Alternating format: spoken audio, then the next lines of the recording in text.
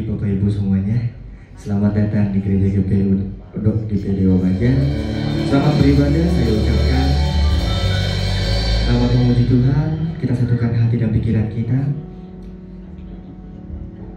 Kita percaya kalau Tuhan yang memberikan kita kasih. Kita percaya kalau kita hidup hanya untuk memuliakan Tuhan. Dari ucapan rasa terima kasih. Terima kasih Tuhan. Terima kasih Tuhan. Terima kasih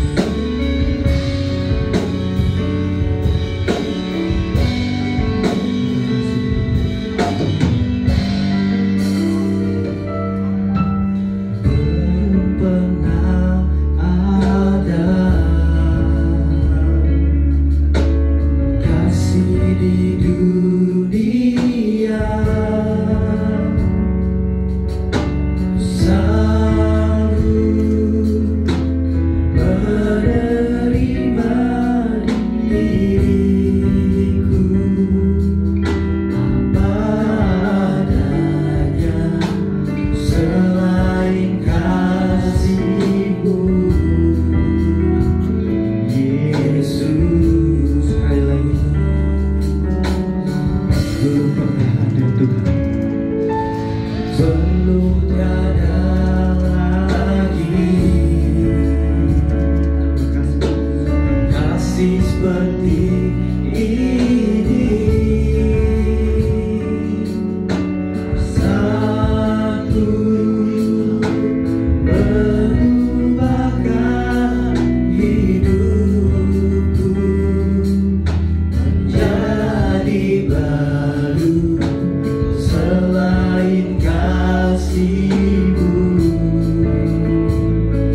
Yesus, kau bukan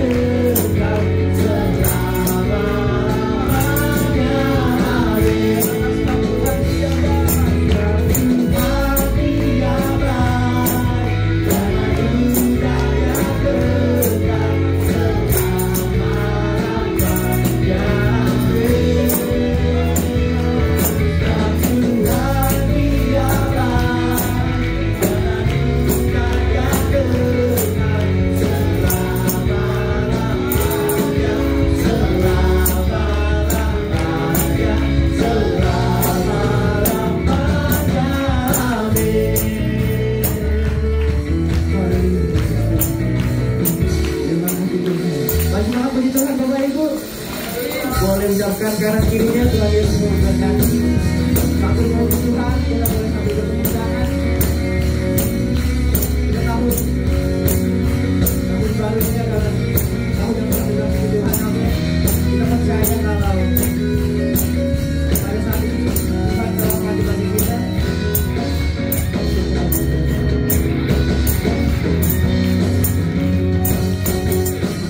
Dia mati bagiku, Dia bangkit bagiku, ya Tuhan Allah bernamaku.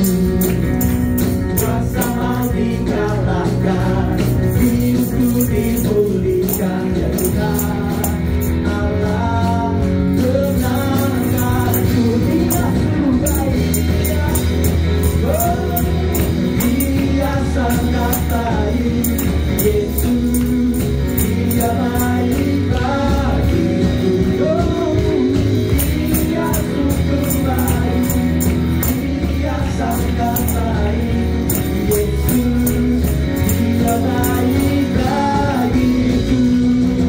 Haleluya. Terima kasih Tuhan.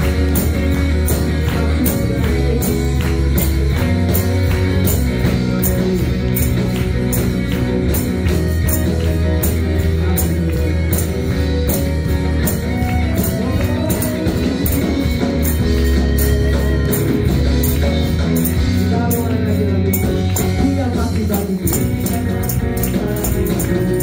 Dia bangkit bagiku, ya Tuhan Allah bernamaku. Kuasa mau dikalahkan, hidupku dipulihkan, ya Tuhan Allah bernamaku. Dia sungguh baik, haleluya. Dia sangat baik, Yesus, Dia baik bagiku, Dia sungguh baik, Dia sangat baik, Yesus, Dia baik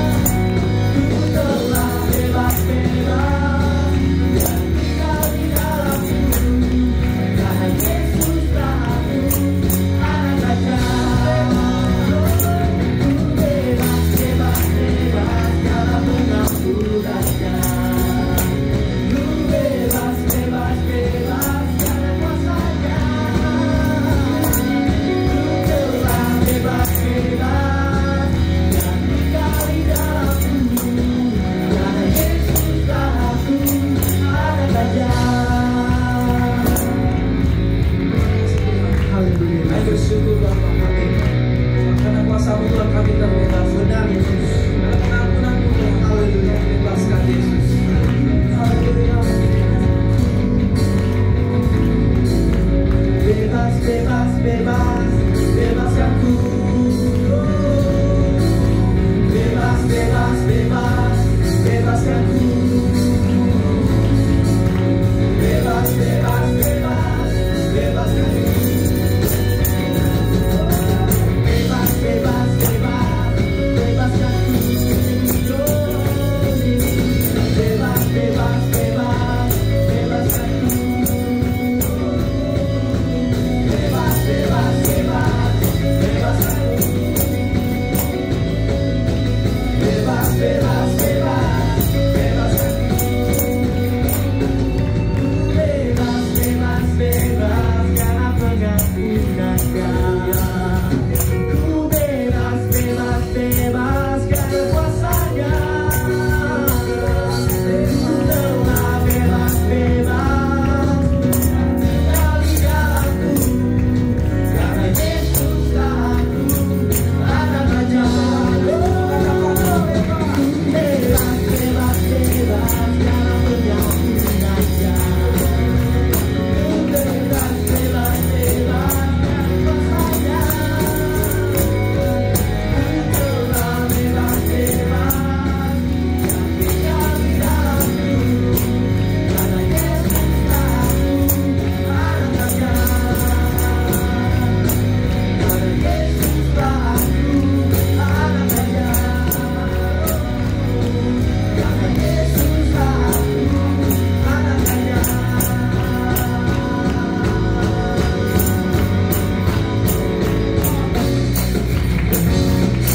Terima kasih Tuhan, haleluya, haleluya, haleluya, Tuhan kita, haleluya. Terima kasih Tuhan. Terima kasih Tuhan Yesus. Haleluya. Terima kasih. Terima kasih Tuhan Yesus.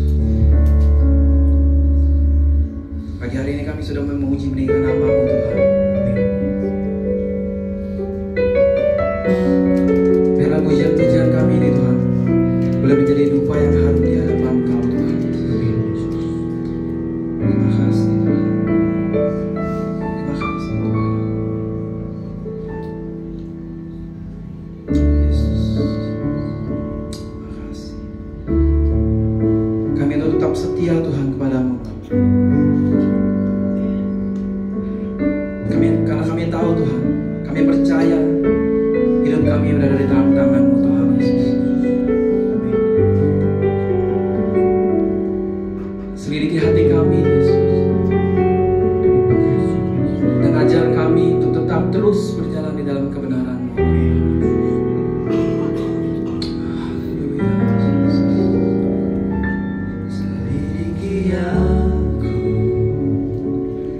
lihat hatiku, apakah aku sungguh mengasihimu, Yesus.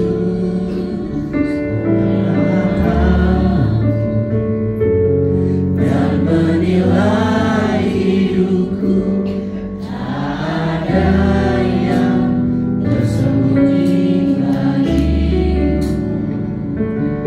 Aku lihat kebaikan-Mu yang tak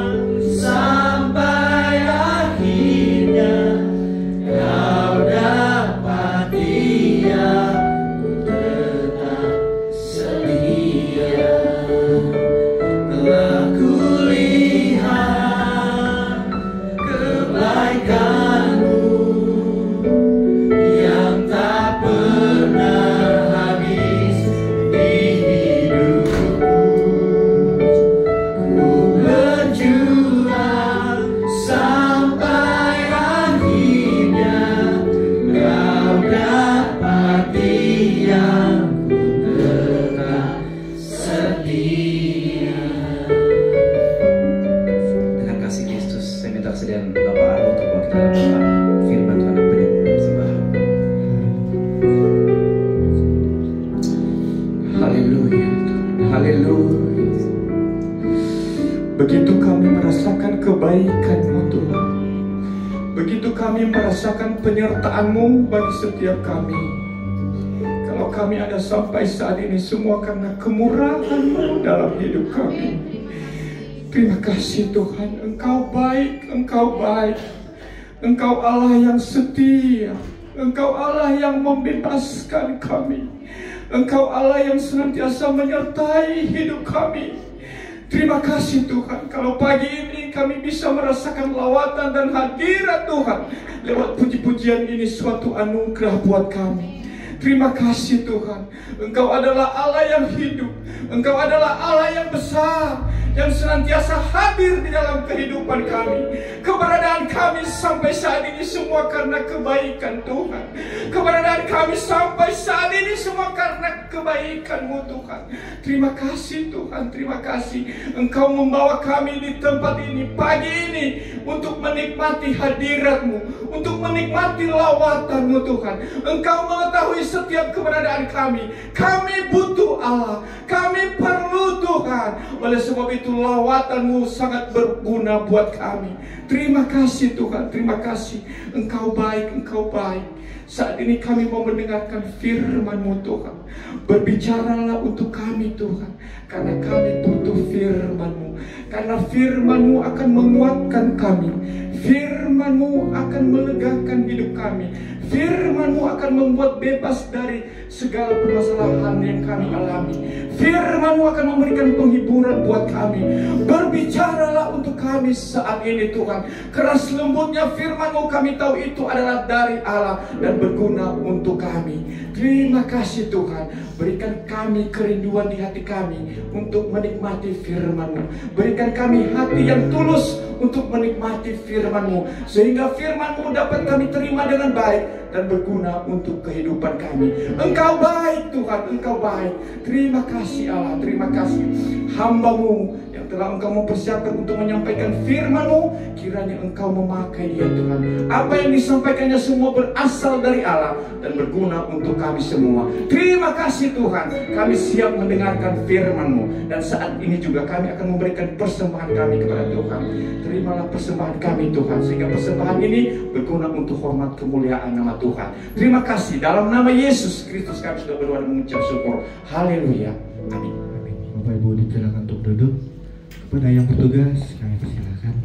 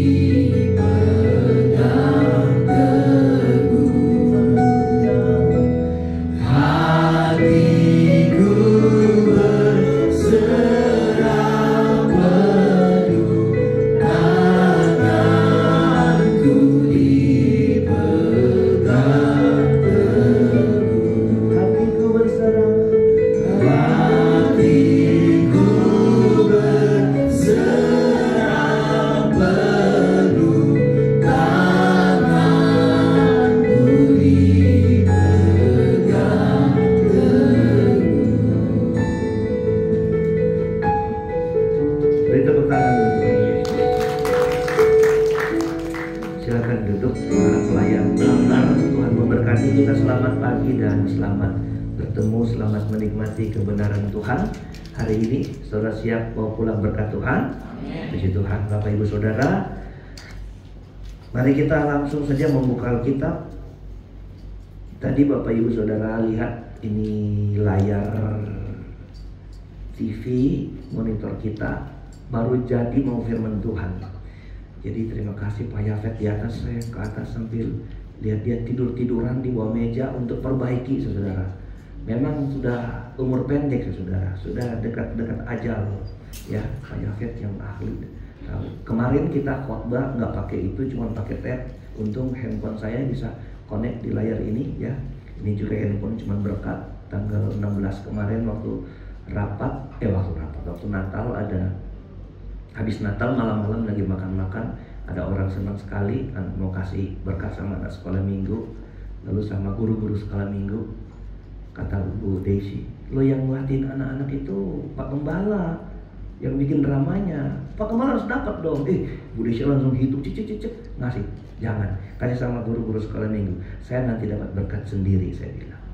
Besok pagi saya ditelepon, oh mau ada berkat Natal nih, tapi ngambil sendiri di toko. Jadi saya dapat Samsung ini Fold terakhir nih saudara, yang bisa connect sama ini. Haleluya. Saya punya Fold pertama, saya beli second cuma 6 juta, nggak ada suara, rusak semua. Tapi karena suka saudara-saudara, pen yang nggak ada, coba pakai pen yang kemarin saya pakai, dan ternyata memang Tuhan siapkan yang terbaik. Nah ini berguna kemarin waktu tidak ada TV, nah ini bisa koneksi ini. Tadi saya sudah siap-siap, makanya saya di atas terus untuk bikin catatan yang bisa connect di TV. Tapi puji Tuhan pas mau firman, itu jadi. Nah ini jadi pergumulan kita supaya semua tidak ada gangguan di ibadah-ibadah berikut. Ya kita berdoa supaya memang komputer kita itu harus di-upgrade dan diperbaiki. Nah itu memang sudah sangat jadul, makanya selama ini nggak ada video keluar, cuma gambar-gambar seperti ini. Tapi puji Tuhan kita harus berdoa buat kebaikan pelayanan dan tentunya buat kehormatan nama Tuhan. Amin. Baik Bapak Ibu Saudara, mari kita buka Alkitab. Kita membaca 2 Timotius. Surat Timotius yang kedua,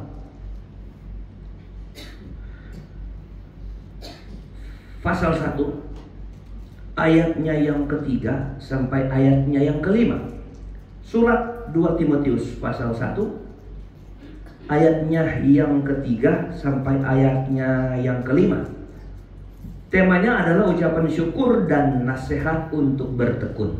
Saya mulai dari ayat 3. Saudara simak saja di bacaan saudara dengan hati, dengan iman saudara, karena setiap perkataan dalam firman-Nya itu mengandung kekuatan yang besar. Haleluya. Setiap perkataan firman Tuhan adalah mengandung janji-janji yang luar biasa. Yang percaya bilang amin. Ibu ngomong sekali ini saudara. Haleluya. Ayo semangat dong. Tepuk tangan dulu buat Tuhan. Haleluya. Oke, saya bacakan. Aku mengucap syukur kepada Allah yang kulayani dengan hati nurani yang murni seperti yang dilakukan nenek moyangku. Ini pembelajaran bagi hamba-hamba Tuhan teristimewa saya yang baca. Kalau melayani Tuhan harus dengan apa? Hati nurani yang murni. Nah ini melayani Tuhan, kami hamba Tuhan, Paulus ini yang ngomong. Nah, dan selalu aku mengingat engkau. Dan siapa ini engkau?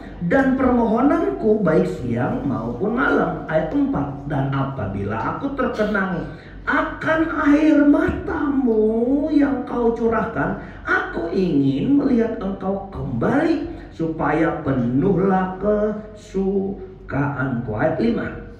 Sebab aku teringat akan imanmu yang tulus ikhlas, yaitu iman yang pertama-tama hidup di dalam nenekmu Lois dan di dalam ibumu Eunike, dan yang aku yakin hidup juga di dalam dirimu. Bapak Ibu Saudara, berarti ada 2 surat Timotius.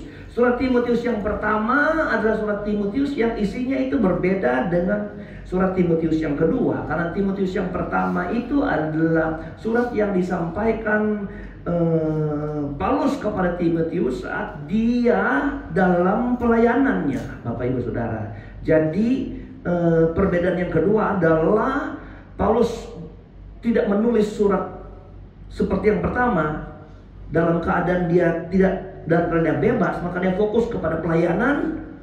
Nah sekarang yang kedua, dia sedang dalam penjara, lalu dia menulis surat kepada Timotius, dan isi suratnya lebih kepada pelayannya, lebih kepada Timotius. Jadi Timotius ini adalah si penerima. Saya ulangin. Jadi Paulus menjelang akhirnya dia mati, dia menulis kepada Timotius supaya Timotius dalam pelayanannya yang surat pertama itu harus dikerjakan dengan sungguh-sungguh. Ini hanya sebagai awal saja, bahwa Timotius itu adalah anak yang didik rohani, yang diperhatikan oleh Paulus sebagai bapak rohani. Dan kalau kita tahu dari jabaran-jabaran Paulus dalam ayat-ayat firman Tuhan kepada Timotius, dia bilang Timotius ini adalah orang yang sangat muda, sehingga itu dinasihatkan, jangan engkau dianggap remeh karena engkau muda. Ya, jadi Timotius adalah seorang pelayan yang melayani Tuhan dari muda. Diperkirakan dari umur 16 sampai umur 20 tahun dia sudah ada di bendang Tuhan. Jadi sangat muda sekali. Dan waktu dia menerima surat kedua ini, Timotius adalah seorang pemimpin rohani di Efesus yang sangat muda. Nah, ini Bapak Ibu gambaran bahwa sekalipun kita mudah, kalau kita dipercayakan Tuhan, saudara, ada pembelaan Tuhan dalam hidup kita. Jadi kalau JJ sekarang baru mulai terlibat pelayanan, Timotius masih jauh lebih muda, saudara ya. Saya gembala sidang 23 tahun, jadi saya khotbah masih belasan tahun juga sebenarnya. Nah, masih muda, saudara. Saudara, ya beri hidup apa yang Tuhan mau pakai buat hidup saya untuk melayani Tuhan. Karena waktu engkau mau, Tuhan pasti membela saudara. Nah, kita mau melihat Bapak Ibu Saudara, jadi di ayat 3 dan 4, 5 ini adalah satu rasa dari seorang hamba Tuhan kepada anak didiknya. Bahwa anak didiknya itu adalah anak didik yang menjadi kesukaan. Sampai dia mengingat, dia mengucap syukur, dia mengenang. Dia bilang, aku terkenang kepada air matamu. Berarti ini seorang Timotius yang seorang yang suka berdoa, yang selalu menyertakan pelayanan dengan penyerahan kepada Tuhan. Jadi seorang hamba Tuhan senior itu membanggakan yang junior ini. Kenapa? Karena dia adalah orang-orang yang melayani dengan hati. Nah, saya mau bicara ayat 5 saja, saudara, tentang kenapa Timotius, saudara, Timotius ini waktu Paulus datang ke Listra, saudara, dia melihat ada kumpulan orang-orang muda dan dia tertarik dengan Timotius karena Timotius itu punya gaya yang sangat berbeda, punya tampilan yang berbeda, punya daya tarik yang khas, saudara. Sampai dia panggil Timotius, Timotius, ayo berjalan bersama saya ke pengiyuan kemana-mana. Akhirnya Timotius terlatih. Berarti Timotius itu ada bibit-bibit yang baik yang dalam diri Timotius, sampai Timotius itu sangat berpengaruh di mata seorang Paulus, seorang yang hebat, rasul yang luar biasa. Dia seorang anak muda di Listra. Kalau kemudian Paulus jatuh cinta sama anak ini, tertarik untuk diajak terjun dalam sebuah pelayanan. Nah, ini salah satu pengakuan menjadi dasar kenapa Timotius menjadi seorang yang memiliki daya tarik bagi seorang Paulus. Ayat 5, sebab aku teringat akan imanmu yang tulus ikhlas, yaitu iman yang pertama-tama hidup dalam nenekmu Lois dan di dalam ibumu Eunike, dan yang aku yakin hidup juga di dalam dirimu. Anda lihat ada satu estafet di sini, ada satu pendelegasian di sini, ada satu pewarisan di sini, saudara, yaitu dari neneknya turun kepada anaknya Eunike, dari Lois si nenek turun kepada anaknya ibunya Eunike, anaknya perempuan, ibu dari Timotius. Lalu Timotius menurun, Eunike menurunnya karena kepada siapa? Kepada Timotius. Sebuah warisan yang kemudian warisan ini menggugah banyak orang. Haleluya. Diwariskan dari neneknya sampai kepada cucunya. Lalu cucunya ini memiliki daya tarik yang luar biasa. Nah, ini saudara-saudara menjadi fokus kita hari-hari ini. Bahwa apa sebenarnya yang dapat kita wariskan kepada keturunan kita. Bapak Ibu, amin. Haleluya. Ini penting. Saya tanya, apa yang sedang kau persiapkan untuk Anda wariskan kepada anak-anakmu nanti? Hartamu, kekayaan, budal dan sebagainya? Baik, itu secara otomatis. Secara otomatis semua yang saya punya, saya akan wariskan kepada anak-anak saya. Otomatis, saudara. Pelayanan saya akan wariskan kepada anak saya. Yang saya punya, saya wariskan kepada anak-anak saya. Secara otomatis. Tetapi saya mau kasih tahu, semua yang saya sebut tadi itu semuanya sifatnya semu, sementara, dan terancam hilang. Kita pernah tahu, saya pernah lihat dengan mata kepala sendiri. Waktu bapak ini hidup, dia tepuk dada sampai anak cucu saya pasti ada kekurangan. Tapi ketika dia mati, anaknya keleleran, saudara. Saya lihat, saudara, ya, karena anaknya memang malas, nggak mau kerja, sok kaya di kampung, saudara. Tapi kita lihat ada satu warisan yang tidak akan pernah hilang, bahkan berpengaruh kepada banyak orang. Nah, warisan apa itu? Kita baca ayat 5 ulang. Sebab aku teringat akan imanmu yang tulus ikhlas, yaitu iman yang pertama hidup dalam nenekmu Eunike, kepada nenekmu Luis dan dalam ibumu. Jadi ada satu warisan. Warisan apa itu namanya? Warisan iman. Boleh bilang haleluya? Waktu saudara dengar khotbah ini, saudara pikir, aduh Tuhan, apa yang saya mau wariskan kepada anak saya? Saya ada tinggal di kontrakan, saudara. Saya nggak punya sebidang tanah 1x1 buat WC umum aja saya nggak punya. Apa yang saya mau wariskan? Tapi saudara jangan kecil hati dulu. Ada satu warisan yang dapat saudara berikan kepada generasimu kemudian, yaitu warisan iman. Karena nggak ada iman, saudara nggak ada warisan, nggak ada bilang haleluya, saudara. Haleluya. Warisan apa itu? Warisan iman. Saya ulangin, saudara, warisan iman. Ini baru pendahuluan, karena saya mau bicara tentang iman yang sesungguhnya. Lalu ketika ada orang Kristen ketika ada seseorang menjadi Kristen, menjadi percaya, dalam tanda kutip menjadi beriman, dia pikir kalau dia orang beriman sudah otomatis dapat mewariskan iman kepada anak-anaknya. Saudara, iman yang dapat Anda wariskan, yang kemudian anaknya itu bisa berpengaruh hidupnya kepada orang, bukan sembarang iman. Paulus telah menjabarkan dan mentitik beratkan iman yang disandang oleh Luis dan diturunkan kepada Eunike, lalu kemudian dibagikan, diturunkan kepada Timotius. Itu adalah iman yang tulus ikhlas. Haleluya. Iman yang apa? Iman yang tulus ikhlas. Jadi yang dibagikan, yang diwariskan, yang dititipkan kepada anak cucunya berikut, yang dimiliki oleh Luis, itu adalah iman yang tulus ikhlas. Jadi ikhlas. Jadi bukan iman yang sembarang iman. Ada iman yang lau-lau, iman yang suam, iman yang gak kuat, tapi tetap disebut beriman. Saudara, saya kasih tahu, iman yang kita wariskan adalah iman yang apa? Tulus ikhlas. Makanya kalau Anda mau ingin mengasih judul dalam konteks khotbah ini, saudara, judul khotbah ini adalah iman yang tulus ikhlas. Ini yang saudara wariskan kepada anak cucumu. Karena warisan ini akan dinikmati anakmu di dunia, bahkan sampai di akhirat. Warisan iman. Haleluya. Oke Bapak Ibu, karena ini iman yang tulus ikhlas, kita mau lihat dulu, saudara, apakah betul dalam terjemahan lain juga disebut iman yang tulus ikhlas.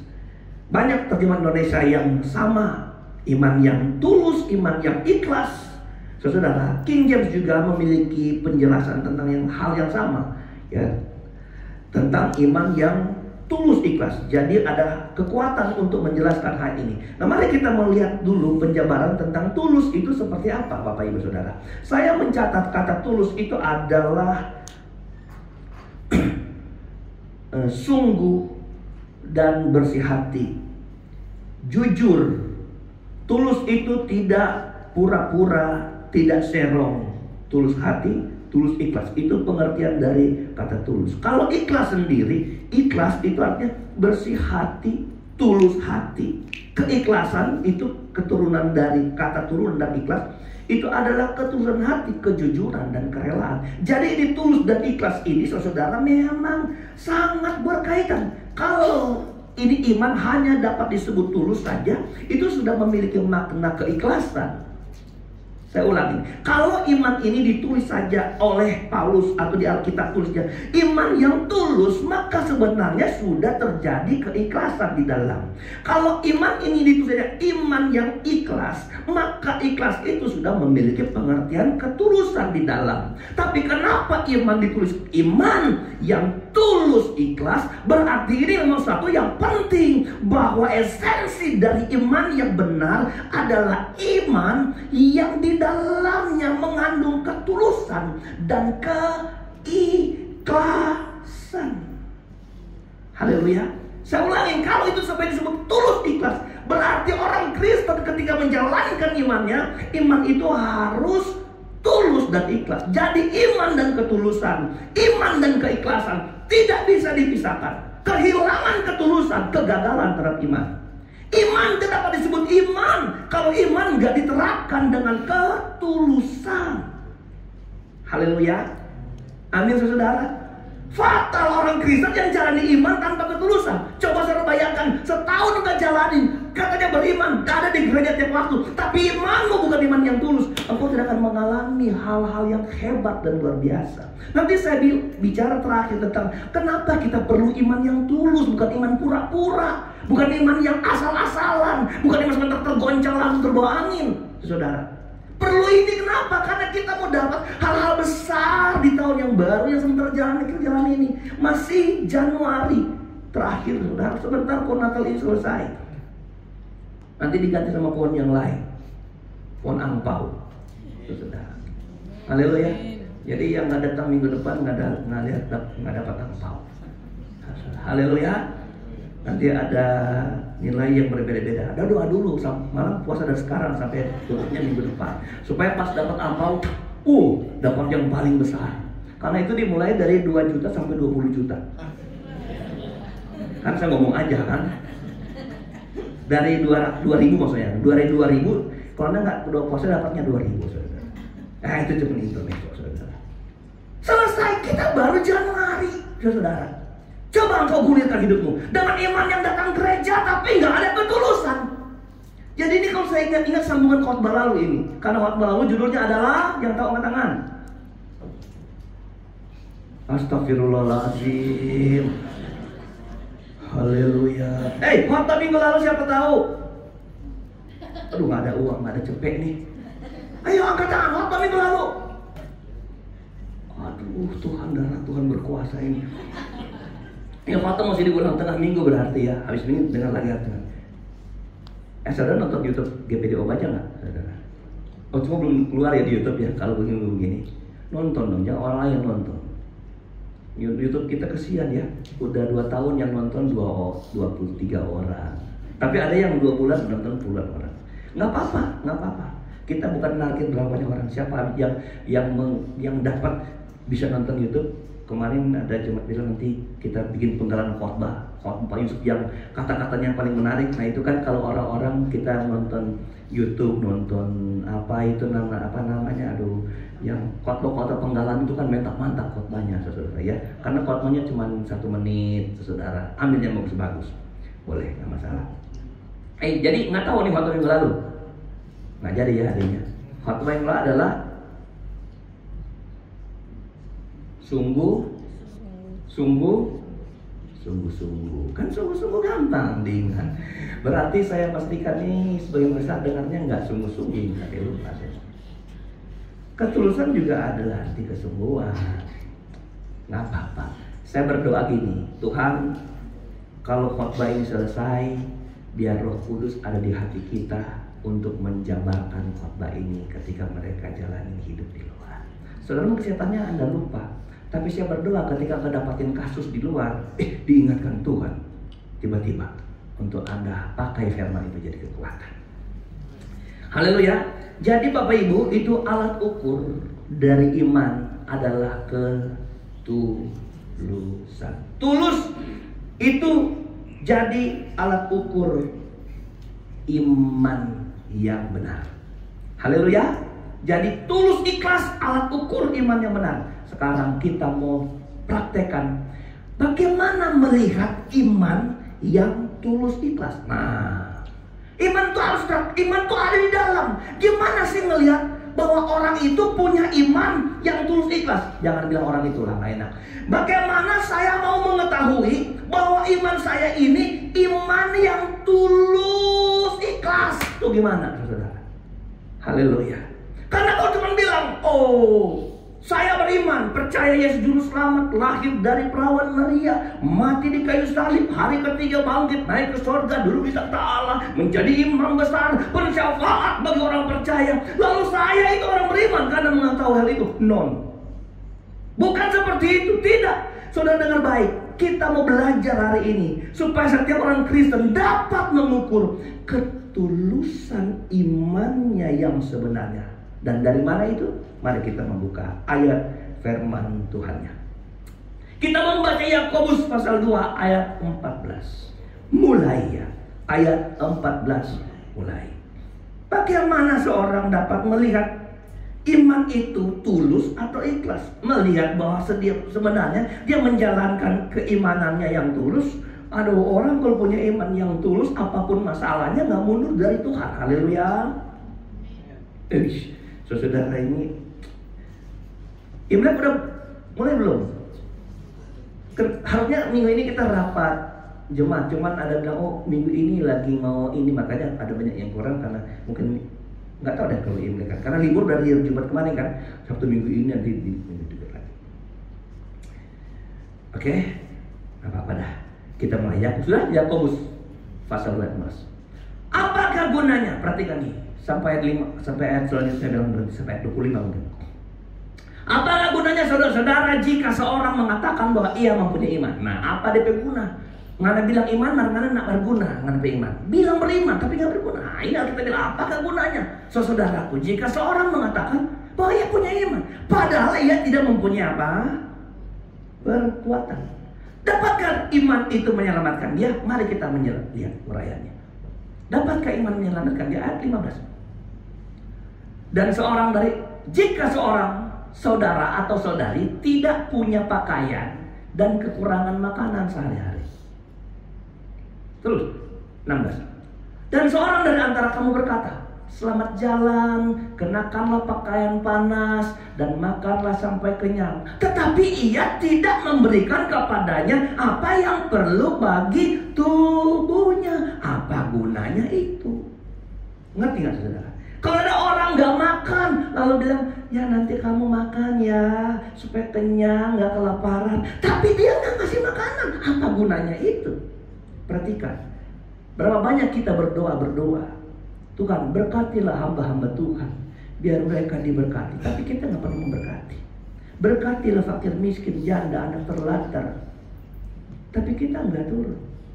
Doa ini akan menjadi sebuah kenyataan, fakta, bahwa kita melakukan dengan iman ketika kita turun tangan melakukan itu. Haleluya. Nah, itu contoh dari iman itu. Demikian juga halnya dengan iman. Jadi kalau iman cuma kita bilang-bilang, tapi kita nggak turun tangan dari apa yang kita sedang imankan, itu nggak bisa jadi iman yang hebat. Jika iman itu tidak serta perbuatan, maka iman itu pada hakikatnya adalah mati. Ayat 18. Perhatikan ini, saudara. Cepat. Tetapi mungkin ada orang berkata, padamu ada iman, padaku ada perbuatan. Aku akan menjawab dia, tunjukkanlah kepadaku imanmu itu tanpa perbuatan, dan aku akan menunjukkan kepadamu imanku dari perbuatan-perbuatanku. Tak, saudara garis bawah ini, imanku dari apa? Perbuatan-perbuatanku. Iman aku akan tunjukkan kepadamu imanku dari perbuatan-perbuatanku. Jadi ini perbuatan-perbuatan inilah yang menunjukkan apa? Iman. Perhatikan ini. Perbuatan-perbuatan inilah yang menunjukkan apa? Iman. Oke, masalah lagi? Nggak apa-apa. Masalah lagi? Oke. Nah, ini harus didoakan cepat-cepat ini, saudara. Ayat berapa kali? Boleh tengok di Alkitab saudara, kita baca terus. Ayat 18 sekarang. Tetapi mungkin ada orang berkata, padamu ada iman. Oh sudah, ayat 19 sekarang. Engkau percaya bahwa hanya ada satu Allah saja. Wow, baik itu. Tetapi setan-setan pun juga percaya akan hal itu, dan mereka gemetar. Jadi kalau cuma pengakuan iman, Kristen cuma saya pengakuan iman, kenal Tuhan dari Yesus daripada kita. Haleluya. Dan mereka juga gemetar. Ayat 20, hai anak manusia yang bebal, hai manusia yang bebal, maukah engkau mengakui sekarang bahwa iman tanpa perbuatan adalah iman yang kosong? 21, bukankah Abraham Bapa kita dibenarkan karena perbuatan-perbuatannya ketika ia mempersembahkan Ishak anaknya di atas mezbah? Saya ulangin, bukankah Abraham dia dibenarkan karena perbuatan-perbuatannya ketika mempersembahkan Ishak anaknya di mezbah? Ayat 22, kamu lihat bahwa iman bekerja sama dengan perbuatan-perbuatan, dan oleh perbuatan itu iman menjadi apa? Menjadi sempurna. Saya ulang ini kalimat-kalimat yang harus kita ingat. Perbuatan-perbuatan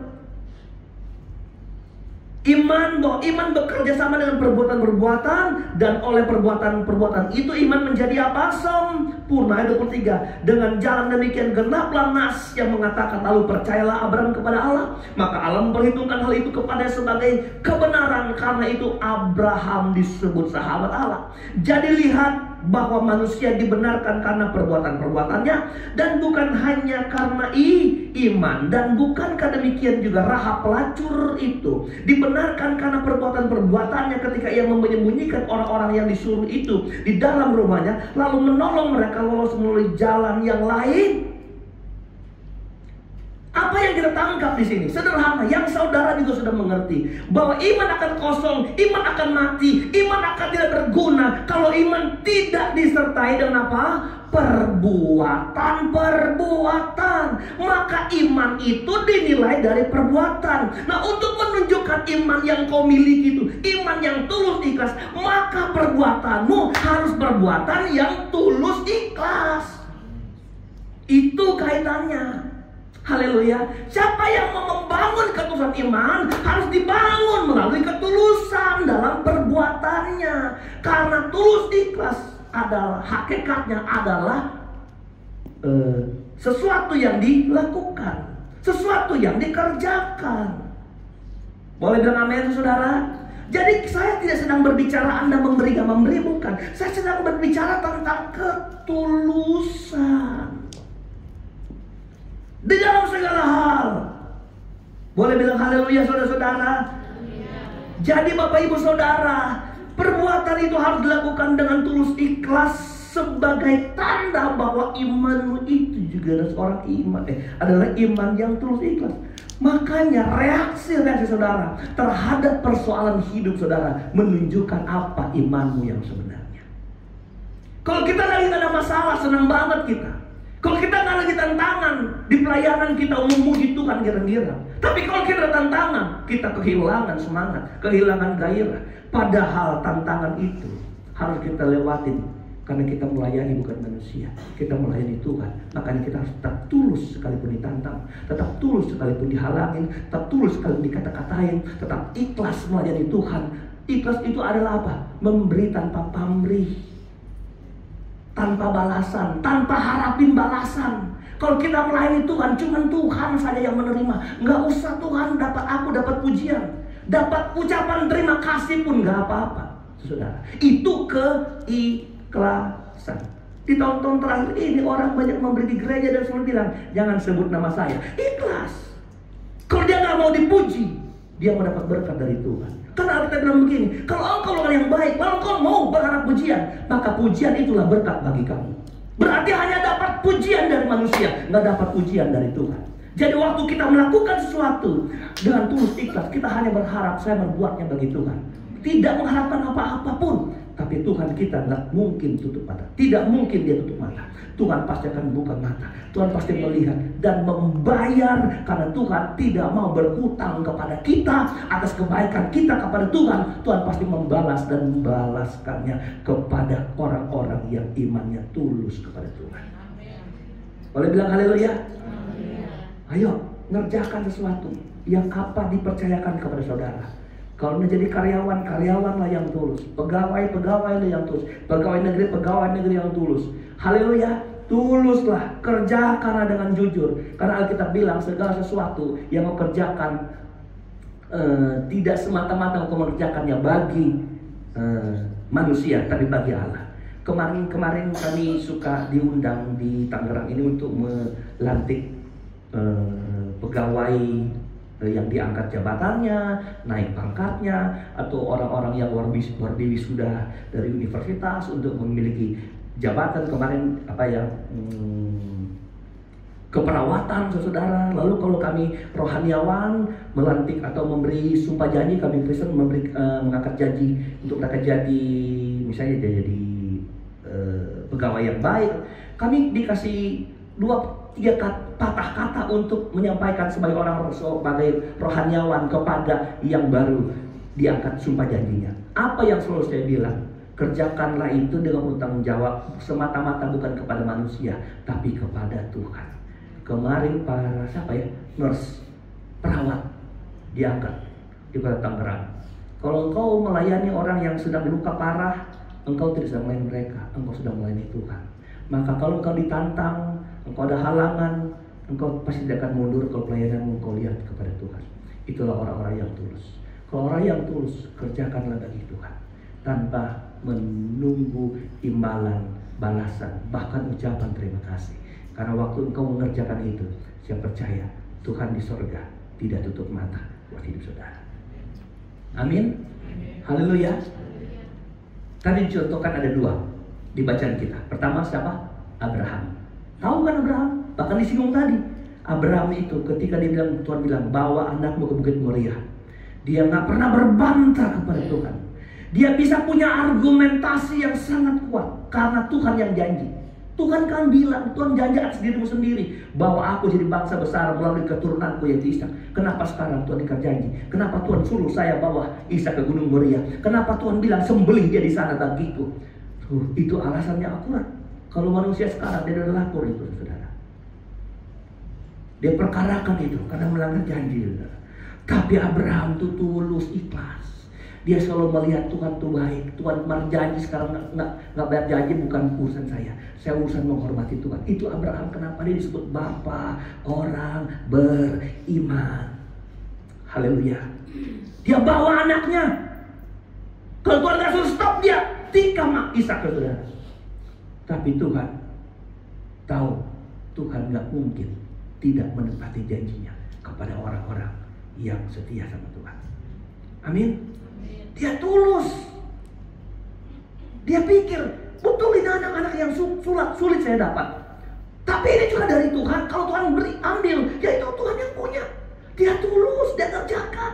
Saudara, karena dia sekali lagi dia punya alasan yang kuat. Kita kalau membela untuk benar, wah alasan kita cari-cari, saudara, supaya kita kelihatan benar. Nggak usah, saudara, jalanin hidup saudara. Haleluya. Kalau itu dari Tuhan, jalani dengan sukacita, jalani dengan ketulusan. Kalau itu berat bagi saudara, saya ulangi, jalani dengan ketulusan. Haleluya. Haleluya.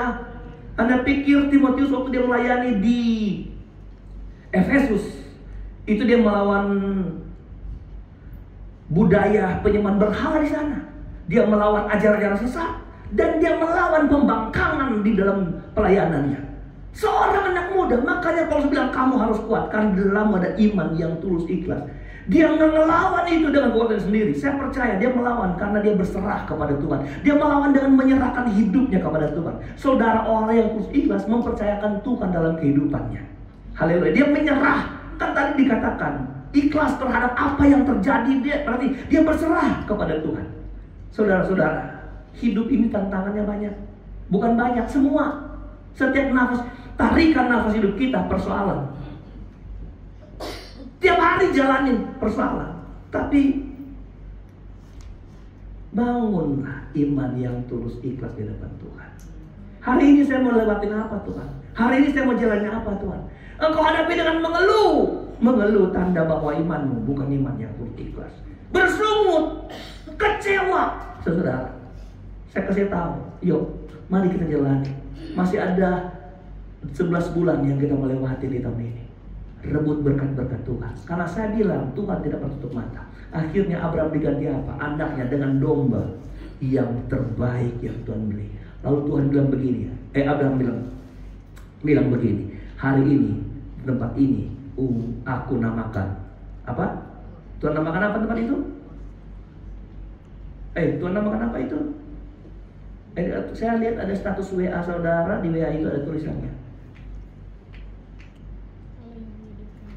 Jehovah Jireh. Haleluya. Apa artinya Jireh artinya? Apa artinya? Tuhan yang sediakan. Lihat orang-orang yang tidak pernah kompromi dengan Tuhan, tidak pernah melawan Tuhan. Selalu dia ikhlas dengan apa yang Tuhan sediakan pada waktunya, sediakan pada waktu yang tepat. Kalau dia gagal dari pertama masih di rumah, atau dia udah jalan, balik aja, atau disuruh mulai mendaki gunung Bukit Moria, dia aduh Tuhan suruh mendekat-dekat, saya mau balik. Gagal Abraham gak dapat janji Tuhan, penyediaan Tuhan. Orang-orang yang tulus ikhlas akan dapat penyediaan dari Tuhan. Lalu dikatakan Rahab seorang perempuan pelacur. Seketika itu Tuhan melihat dia seorang wanita yang beriman tulus ikhlas. Waktu ada pengintai yang mengintai Yeriko, lalu mereka mampir ke rumah perempuan ini. Dia seorang perempuan pelacur. Lalu apa perempuan ini bilang? Aku kenal kalian dari sejarahmu mengalahkan kota ini karena Tuhanmu menyertai kamu, kata di perempuan. Tolong kami mau dikejar-kejar. Tindakan dia percaya bahwa orang-orang ini akan dibela Tuhan, pasti menang. Maka dia sembunyikan. Itu tindakan mempercayai Tuhannya si orang Israel ini, si pengintai ini, dengan menyembunyikan. Itu adalah tindakan iman. Karena dia percaya Tuhan yang mereka hebat, maka dia bela, dia sembunyikan. Sampai ini disinggung loh di Perjanjian Baru. Seorang Rahab. Bapak ibu saudara, bagaimana engkau mempercayai Tuhan, tapi engkau tidak memberi reaksi tentang masalah, Tuhan tolong, pasti masalah Tuhan jawab. Saudara, inilah kita. Ini sama dengan perempuan janda di Sarfat, saudara. Ketika dia hanya mau makan untuk dia, tapi Elisa bilang, berikan dulu kepadaku, nanti Tuhan menyediakan kepadamu. Perempuan ini bilang, kau adalah hamba Allah, tapi itu akan kami makan, berikan kepadaku, nanti Tuhan sediakan bagimu. Dia melihat ke belakang, mana mungkin ini kelaparan masih panjang, saudara. Tapi karena dia percaya perkataan hamba Tuhan ini, dia pulang, dia buat, rela dia nggak makan, karena dia pegang janji Tuhan. Tuhan akan menjadi penyedia bagi orang-orang yang melakukan itu. Kalau dia serakah dengan yang dia punya, maka dia hanya punya itu sampai dia mati. Dia cuma bisa buat satu apam untuk dia dan anaknya, atau apam kecil buat dia. Hanya itu yang dia punya. Tapi dia ikhlas, dia rela, iman yang mengalah kepada sesuatu yang baik, saudara. Dia dapat sesuatu yang tak pernah dapat di Israel pada waktu itu. Wah, Tuhan bukan hanya sediakan minyak bagi dia, tapi Tuhan sediakan pabrik minyak di rumahnya. Haleluya. Tuhan gak sediakan tepung bagi dia. Tepung itu gandum yang harus diolah, diayak. Enggak. Tiba-tiba ada tepung yang gak pernah habis. Di tempayannya, cedok. Gak habis. Setiap hari, pagi, siang, sore, malam dimakan, gak pernah habis. Itulah Allah penyedia bagi orang-orang yang tulus ikhlas. Kenapa? Iman itu harus diukur dari perbuatan. Dan perbuatanmu kalau tulus ikhlas, itulah yang memberkati iman saudara. Dan iman ini yang dilihat Tuhan. Karena Tuhan bilang, semua yang kau lakukan harus kerjakan dengan iman. Tanpa iman semua berdosa. Maka ketika Tuhan lihat iman kita, iman yang benar, kita diberkati Tuhan. Boleh bilang amin? Oke. Yang terakhir, kenapa kita harus tulus ikhlas? Padahal sudah terjawab ayat tadi, saudara. Tapi gak apa-apa, kita lihat ayat yang lain saja. 2 aja sebenarnya. Mari kita buka Mazmur 97 ayatnya yang ke-11. Bisa? Oke. Oh, nggak bisa katanya. Sudah X di atas, nggak bisa. Masalah lagi. Oke, mari kita baca Mazmur 97 ayat 11. Perhatikan ya. Terang sudah terbit bagi orang benar dan sukacita bagi orang-orang yang tulus ikhlas. Boleh bilang amin? Apa itu katanya? Sukacita bagi orang-orang yang tulus ikhlas. Orang-orang yang tulus ikhlas tidak mungkin tidak bersukacita. Tapi keikhlasan dia harus diuji dengan tantangan. Dia rela, dia ikhlas. Tuhan ganti tantangannya dengan sukacita. Amin? Tuhan ganti dengan sukacita. Orang-orang yang tulus ikhlas pasti berduka cita. Satu waktu Tuhan bilang sama Hizkia, sampaikan pesanmu kepada keluargamu, kepada bangsamu bahwa engkau sebentar mati. Tahu ceritanya kan? Lalu Nabi datang ngasih tahu sama dia, bla bla bla bla, siap engkau mau mati, tapi ini pulang, jalan, belum keluar di suatu istanahnya, saudara. Itu Hizkia berdoa sama Tuhan. Doa inilah yang membuat belum juga Nabi itu keluar dari istana, Tuhan sudah bilang, balik. Bilang sama dia, ku perpanjang umurmu 15 tahun lagi. Doa yang singkat, doa yang gak panjang, doa yang cuman ketika nabinya jalan, belum keluar istana, langsung suruh balik kamu ke kamar Hizkia. Kasih tahu sama dia, ku dengar doamu, perpanjang umur. Anda tahu apa isi doa Hizkia? Mari kita baca isi doanya. 2 Raja-Raja pasal 20 ayat 3. Ini isi doanya, pendek banget ini, tapi dia menggugat Tuhan. Doanya gak usah panjang-panjang. Aduh, sampai yang lain ketiduran. Gak ada gugahan apa. Oke, dengar. 2 Raja-Raja 20 ayat 3. Gak ada ya. Ah Tuhan, ingatlah kiranya bahwa aku telah hidup di hadapan-Mu dengan setia dan dengan tulus hati, dan bahwa aku telah melakukan apa yang baik di mata-Mu. Kemudian menangislah Hizkia dengan sangat. Lihat doanya. Tuhan, ingat. Kalau ini Hizkia orang Manado, dia bilang, ingatkan Pak kita. Kita selalu hidup dengan setia dan tulus hati, bahwa aku melakukan yang baik di mata-Mu. Perbuatan yang baik di mata Tuhan adalah perbuatan yang tulus. Amin, saudara. Mengubah hati Tuhan. Tuhan merubah keputusannya dari vonis mati menjadi tambahan hidup 15 tahun. Apa yang kita pertaruhkan sama Tuhan? Seorang Hizkia hanya mempertaruhkan ketulusannya di depan Tuhan, dan Tuhan dengar. Karena Tuhan senang sekali dengan ketulusan. Tuhan senang sekali dengan keikhlasan. Engkau ikhlas pasti engkau tulus, engkau tulus pasti engkau ikhlas. Haleluya.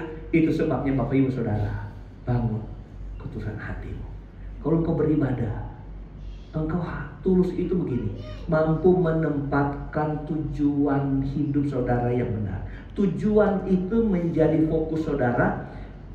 Lalu itu yang engkau kerjakan, engkau mengerjakan itu dihalangi oleh apapun, tidak pernah berubah, itu tulus. Contoh, kalau engkau datang gereja, engkau cuma punya tujuan, aku mau datang kok, mau senangkan Tuhan kok. Tujuan itu engkau capai.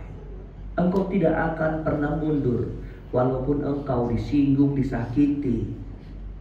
Engkau tetap datang sama Tuhan. Kenapa? Karena engkau menetapkan fokus hidupmu apa, saudara. Haleluya.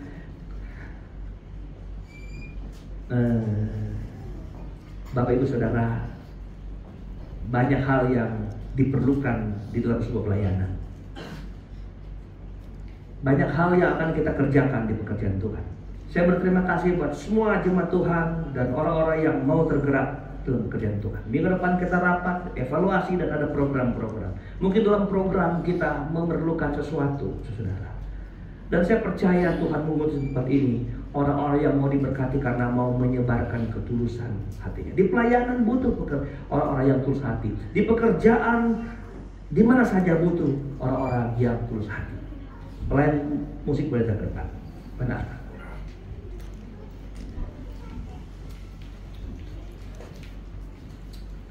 Di dalam Roma pasal 12 ayat 9, ayat terakhir, persiapkan nadanya lagu selidiki aku, lihat hatiku. Dia berkata, hendaklah kasih itu jangan pura-pura. Anda tahu itu pura-pura, itu lawan dari ketulusan. Orang yang pura-pura nggak tulus. Perhatikan ayat selanjutnya. Jauhilah yang jahat, lakukanlah yang baik. Anda lihat, kepura-puraan dan ketulusan dua hal yang berbeda. Itu persoalan jahat dan persoalan yang baik. Bapak Ibu yang diberkati Tuhan, hari ini Tuhan gak pernah maksa kita. Tuhan juga gak pernah lihat nominal yang kau bisa dapat lakukan kepada Tuhan.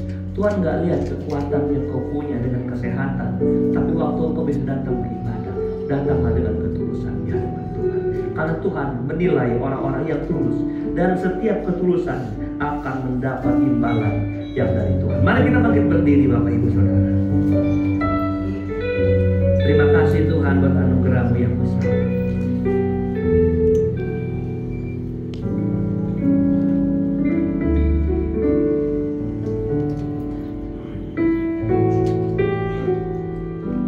Selidiki aku, lihat hatiku, apakah ku sungguh mengasihimu, Yesus, yang mana dan menilai hidupku, tak ada yang tersembunyi bagi aku Tuhan. Selidiki aku, hiduplah dengan kedua hatiku, lihat anak-anak, orang tua membutuhkan ketulusan-Mu sebagai anak kepada orang tua. Para suami membutuhkan ketulusan istrinya, dan ketulusan suami terhadap istri. Keluarga butuh ketulusan. Di mana saja ketulusan adalah harta, ketulusan adalah nilai.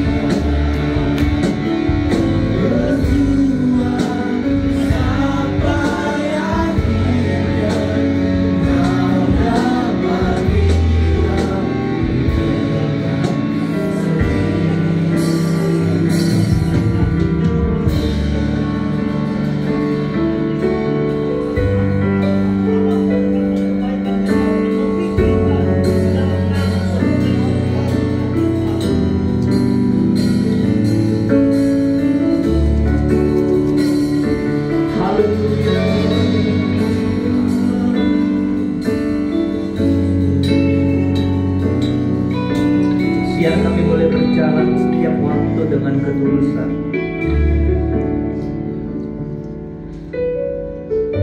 Sehingga kami dapat berkata, Tuhan, selidiki hidup kami, selidiki hati kami.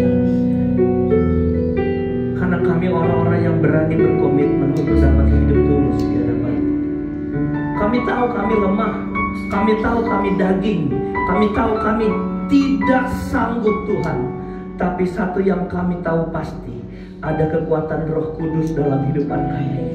Yang ketika kami menyerah kepada kekuatan Roh Kudus, Roh Kudus memberikan kami kekuatan baru jalan hidup, supaya kami dapat mempraktekkan ketulusan dan kemurnian. Iman kami melalui perbuatan-perbuatan kami kepada sesama, kepada saudara seiman, kepada Tuhan, kepada gereja. Kami tahu apa yang kami buat dengan tulus. Yehova Jireh, penyedia bagi hidupan kami. Engkau Allah yang sanggup mengadakan yang tidak pernah kami rancang dan pikir, Tuhan. Jauh lebih hebat, jauh lebih besar, jauh lebih terbaik, Tuhan. Itu sebabnya kami hanya bisa menaruh setiap rencana kami ke dalam tangan Tuhan, bersama dengan iman kami yang tulus di hadapan Tuhan. Terima kasih buat firman Tuhan. Tanamkan di hati setiap umat Tuhan dan menjadi kekuatan dalam kami jalani hidup. Dan ini dipraktekkan ketika kami hadapi persoalan apapun. Kami tidak akan pernah mundur karena kami tahu kepada siapa kami fokus, kepada Tuhan yang menjadi sumber iman percaya kami. Terima kasih Bapa di sorga, ini ucapan syukur doa kami. Kami berdoa buat iman-iman Tuhan yang sempat hadir. Lawan mereka, kalau mereka sakit sembuhkan, kalau mereka lemah Tuhan kuatkan, kalau mereka bimbang Kau tetapkan. Kami berdoa bersama-sama supaya di hari karena kami boleh bergandengan tangan maju di dalam Tuhan, bersama-sama kuat melayani Tuhan, menopang pekerjaan Tuhan. Karena dari sinilah kami bertambah iman kami dan penyerahan kami kepada Tuhan. Kami tahu hanya Tuhan yang bisa membereskan setiap hati, dan hanya Tuhan yang bisa memulihkan hati-hati yang luka, hati-hati yang penuh dengan kekhawatiran, Tuhan. Terima kasih Bapa di sorga. Ada satu waktu kami akan memulihkan gereja ini, diisi oleh orang-orang yang Tuhan kirim, dan bersama-sama kami memuliakan akan nama Tuhan, bergandengan tangan yang sehati sepikir berjuang bagi pekerjaan Allah dan bagi hormat akan nama Tuhan. Terima kasih Bapa di sorga. Pelayan-pelayan Tuhan yang ambil bagian melayani, pemain musik, worship leader, singer Tuhan, tamborin Allah memberkati, pemain musik semua terurapi mereka dengan kuasa dari tempat maha tinggi. Mereka kemudian akan menjadi ahli, tambah ahli untuk dapat disalurkan dalam pelayanan pekerjaan Tuhan di tempat ini. Segala kemuliaan hanya bagi Tuhan yang sudah memberkati para pelayan altar hari ini. Terima kasih Bapa di sorga. Ini ucapan syukur doa kami kepada Tuhan sudah memberkati kami. Sebentar kami pulang, serta di perjalanan tibakan kami dengan selamat di rumah kami masing-masing. Jauh dekat dan makin berkendaraan Tuhan sama menolong kami. Akhirnya kami angkat tangan kami dan hati kami di hadapan Tuhan. Pulang dan bawalah berkat, anugerah, damai, sejahtera, kasih sayang, sukacita, penghiburan, kekuatan, serta urapan yang dari Allah Bapa, Putra, dan Roh Kudus di dalam kasih karunia Tuhan Yesus Kristus menyertai kita sekalian yang terus percaya, setia, taat, dan tulus hati dari sekarang, besok, dan sampai